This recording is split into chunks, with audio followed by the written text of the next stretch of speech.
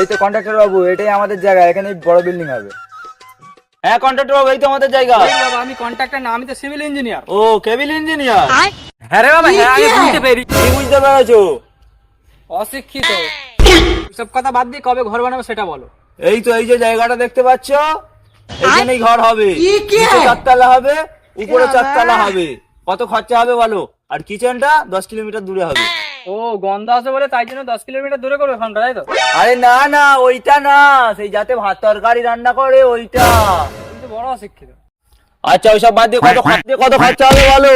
নিচের তলা আর kitchen room মিলিয়ে 10 লাখ টাকা হয়ে যাবে, আর উপরের তলাটা 4-5 লাখে করে দেবো। তো তুমি এক কাজ করো, নিচের তলাটা নাই 2 বছর পরে করবো, উপর তলাটা তুমি কমপ্লিট করে দাও। নিচের তলাটা না হলে উপরের তলাটা কি গার্মেন্টই করবো?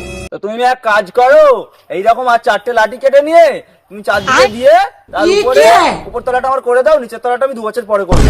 এটা আবার কোনোদিন হয় নাকি? তুমি কি বালের ইঞ্জিনিয়ার?